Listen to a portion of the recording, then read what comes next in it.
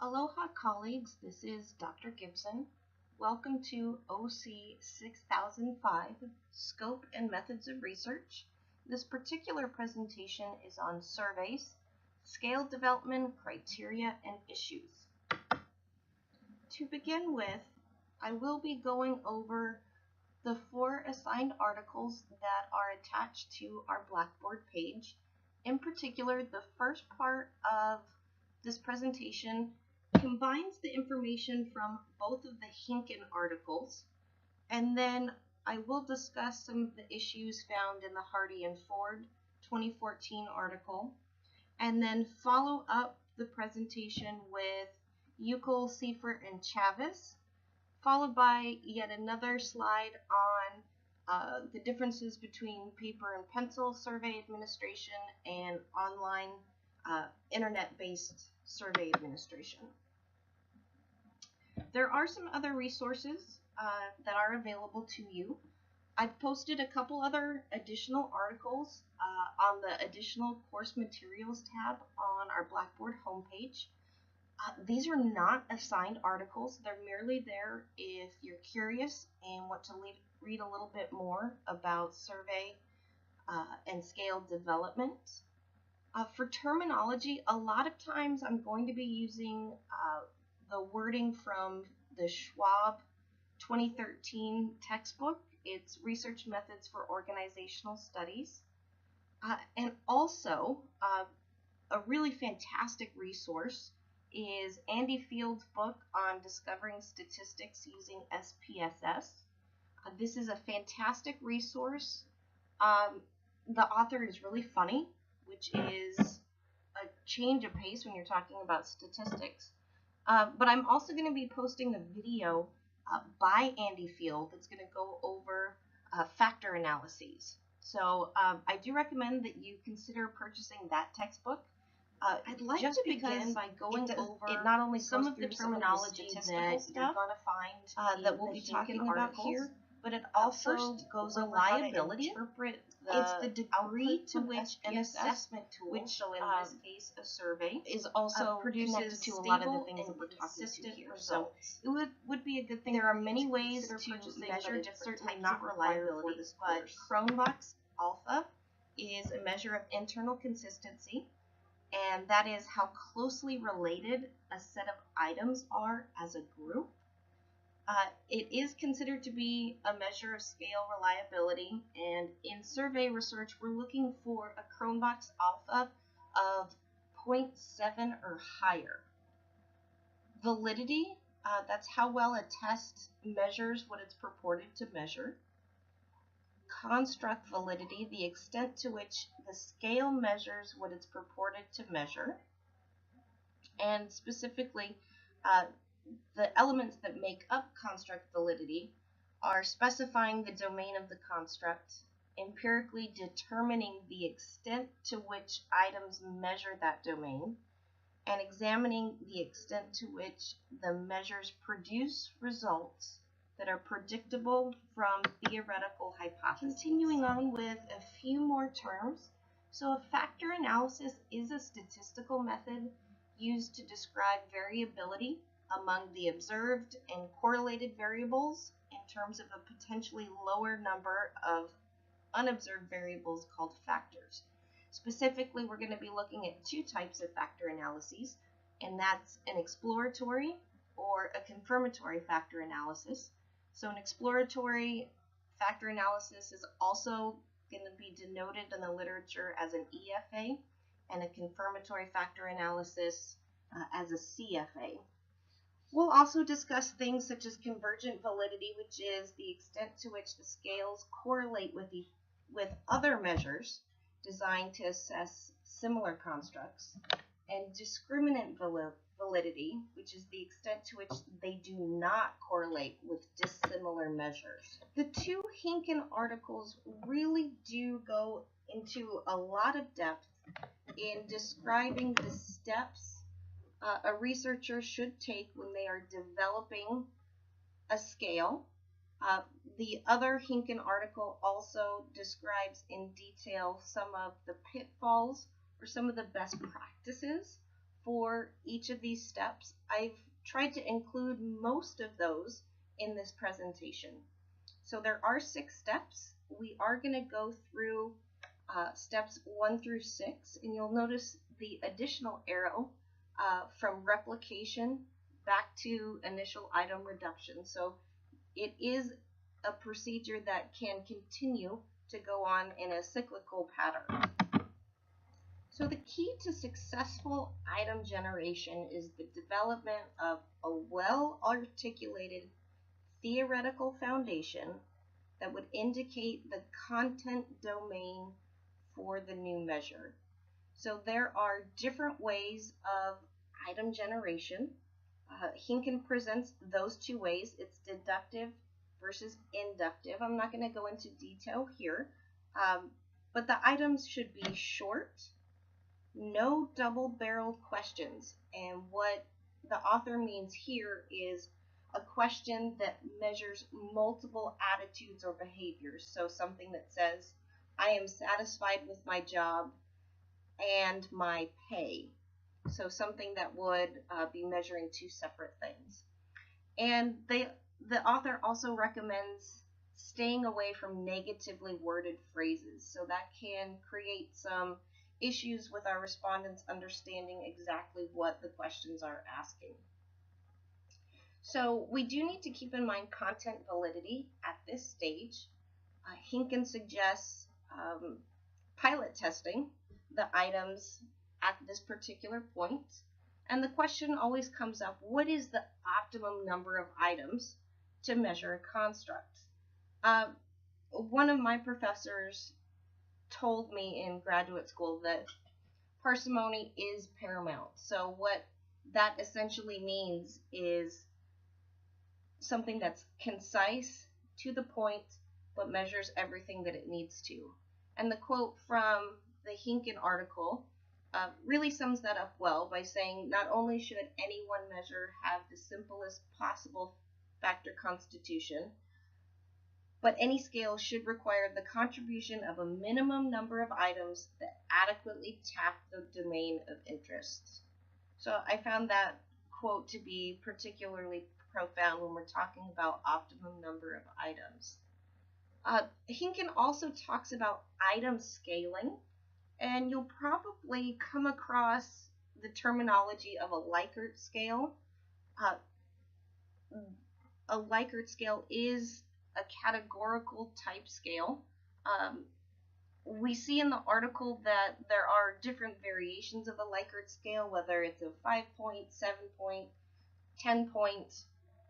The research shows us that really a 5-point Likert scale is adequate. Anything above that doesn't seem to increase the validity of your study. So Hinken recommends that you just stick with a 5-point scale, and that's the strongly disagree, neutral, agree, and strongly agree. Step 2 is the questionnaire administration. So items are presented to a group of people that represent the actual population of interests. So for example, if you're developing a scale that's interested in the behavior of managers, you'd want to administer the questionnaire at this point to a group of managers. Or if you're interested in employees, you'd want to administer it to a group of employees, etc., etc. Hinken also recommends including established measures, so items that have already undergone validity testing, in this initial administration, just so you can double check the validity of your own assessments. You can find items that have already undergone validity testing in the literature. For example, the Uckel, Seifert, and Chavez 2008 article that was part of your assigned reading for this week is considered an established measure that has already undergone validity testing. In regards to sample size, there is a debate in the literature. Some researchers suggest that for every 1 question, you need 4 respondents, so a 1-to-4 ratio. It's also been suggested to be as large as for every 1 respondent, you need 10 individuals in your sample size. So that's something to consider.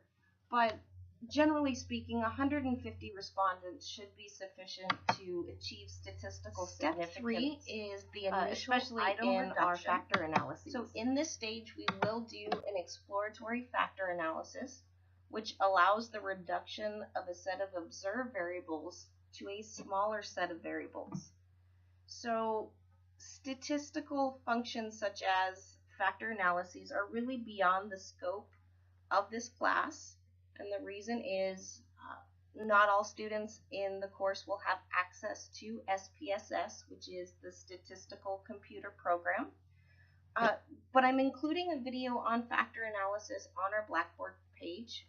Please watch. I think it will be most helpful.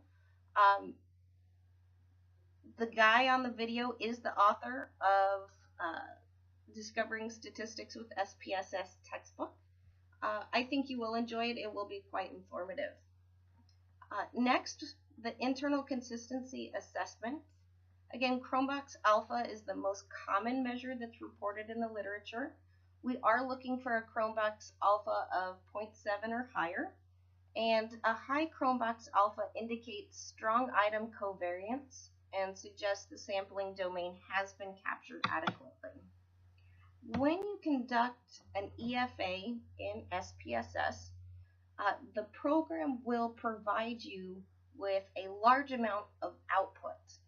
And Hinken reports that there are several things that you should include in the results section if you are to publish this study, just so that reviewers can understand exactly how your data reacted to the factor analysis. So you're going to want to include the factor model, the method of estimating commonalities if it applies, method of determining the number of factors to retain, the rotational method, strategy of interpreting factors, eigenvalues for all factors if it applies, percentage of variance accounted for if using an orthogonal rotation, complete factor loading matrix, the descriptive statistics and correlation matrix if the number of variables is small, the computer program package, so in our case SPSS, method of computation of factor scores, and the pattern matrix and interfactor correlations when oblique rotation is used. Step 4 in the process is conducting a confirmatory factor analysis, or CFA. If the previous steps are carefully followed, it's highly likely that the new scales will be internally consistent and possess content validity. So a CFA looks at the goodness of fit of the model and the chi-squared output. So the smaller the chi-squared, the better the fit. Also, the CFA is going to be examining the fit of individual items by looking at the different t-values. Step 5 is the convergent and discriminant validity. So up to this point, you can be relatively assured that the new scale possesses content validity and internal consistency reliability. We can gain further evidence through convergent and discriminant validity. So these are most commonly examined using the multi-trait, multi-method matrix. So specifically, convergent validity, again, that's the extent to which the scales correlate with other measures designed to assess similar constructs. So that's achieved when the correlations between measures of a similar construct using different methods, such as self-reported performance and actual performance evaluation data, are significantly different from zero and sufficiently large. Discriminant validity is the extent to which they do not correlate with dissimilar measures, and 3 conditions must be satisfied. So correlations between measures of the same constructs with different methods are greater than correlations between different constructs measures with different methods. The second condition, when correlations between the same construct using different methods are larger than correlations between different constructs measured with common methods. And finally, the third condition, when similar patterns of correlations exist in each of the matrices formed by the correlations of measures of different constructs obtained by the same methods. The final step, step 6, is replication. So you will be completing the process again with a different sample. So the replication process should still include a CFA, the assessment of internal consistency reliability, and convergent, discriminant, and criterion-related validity. And the quote from the Hinken 1998 article is quite helpful in understanding this process. So these analyses should provide the researcher with the confidence that the finalized measures possess reliability and validity and would be suitable for use in future research. So at this point, I don't want anyone to panic if you felt that the information presented on some of the statistical stuff of survey development didn't quite make sense. That's okay. I want you to consider research methods like applying a coat of paint to a wall. Sometimes we have to apply a couple coats of paint in order to get the final product that we want. So please don't panic. I'm not expecting you to understand the intricacies of the statistics, but there are a lot of takeaways that you can utilize in your own research. So we are going to continue on with the presentation, but I think you are going to be able to take things away from this particular unit of our course. So there are some other considerations for you to take into account in scale development. Specifically, the Hardy and Ford article talked about some misinterpretation. So the quote that I found most profound in this paper was, if the respondent does not understand the survey question in exactly the same way as the researcher, then the instrument is not measuring what the researcher intended. And at that point, the data that we collect is essentially meaningless. So it's very important to think about how we word our survey questions, how we word our items in our survey development, because in essence, we want to make sure that we are measuring what we intend to measure. So an excellent example of the interpretation of the word satisfaction was particularly interesting as I read this article. And they shared two separate interpretations, and they're actually dictionary definitions of what satisfaction can mean. And the first one was with reference to desires or feelings. And the second one is with reference to obligations. So it's even more important to understand how we word our items can really dictate the quality of the data that we collect. It was also interesting that the authors found that 5 to 9% of respondents do not actually read the directions for your survey. So even if you carefully word your instructions, you are still going to have some variability from those that do not follow the directions as you intend. Do provide some possible remedies to some of these issues.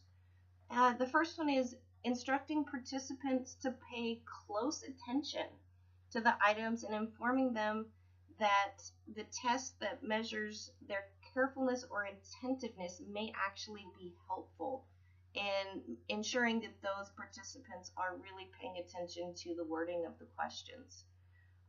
Avoid using vague words such as many, most, and often. Also the word sometimes. You may want to bold or italicize important words. Avoid ill-defined words such as meaningful. And ask respondents to describe what they think the question means in their own words. The final article that you read for this week was on the Influence Behavior Questionnaire. It is an exemplary scale development article. It measures agent influence behavior towards a target individual. I encourage you to use your new knowledge on survey development to judge for yourself whether or not there are any areas of that particular scale development that raises your eyebrows or raises questions. But it does go through the process that the authors went to in terms of utilizing different samples and their data analysis. So I encourage you to check that article out and see if it makes a little more sense now that we've kind of decompressed scale development. The modality of survey administration, there are two different schools of thought on how to administer your survey. So I had a professor who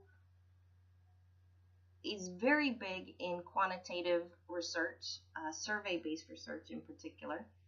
He is of the school of thought that paper and pencil surveys are the only way to administer your survey.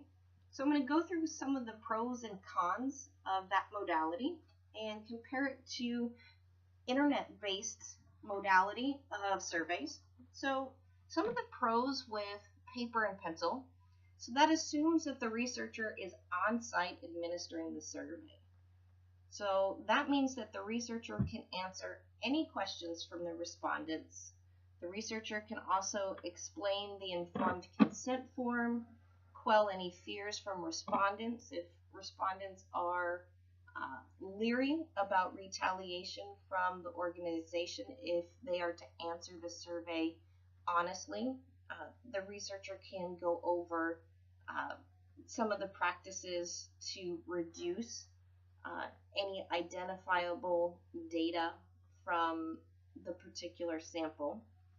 The researcher can also double check all survey questions to ensure that they've been answered. So before the respondent leaves the room, you can scan over their survey and make sure that every question is answered. Some of the cons, though, it is costly, both in making photocopies and pencils, but also in researcher time, because you must manually enter all the scores into Excel and then export to SPSS. You can input your scores directly into SPSS, but a better practice is to link to Excel pages and enter all the data into one page, link it to a second one, enter it all again, and check your formulas to make sure that there are no discrepancies, so you ensure that you've entered all the data correctly. But it does take a large amount of time to do that, not just administering the surveys, but also manually entering the scores. And it can be difficult to adequately sample your population of interest, especially if you're interested in multicultural or foreign organizations. That can be difficult in terms of physically being on site. So the alternative is internet-based survey applications. Some of the pros are it's super easy to build in websites like SurveyMonkey. It's usually free. You can export the data directly into SPSS, which saves a lot of time. That also reduces the possibility of input error from the researcher. And you can reach a global audience. So essentially you have access to a much larger population of people. Unfortunately, the cons can be a low response rate. Depending on how you are distributing your survey, it may go to employees' spam email. It can be something that employees just don't really take seriously and they don't fill out the survey. There will be issues of missing data. So a respondent that forgets to check a box on a question or two, and that does create some other issues in terms of data analysis. And any questions that the respondents may have cannot be directly answered by the researchers. So it does open up the door for some misinterpretation that we just learned about. Are there any questions? I know that this was a lot of information thrown at you all at once, but I'm hopeful that you'll be able to go back and listen to this presentation more than once and take notes. Maybe reread the articles after you've listened to this presentation and see if things make a little bit more sense. Please, please, please email me with any questions. I'm here to help. I understand that research methods can be confusing and frustrating, so it's important that we keep the line of communication open, so please don't hesitate to contact me.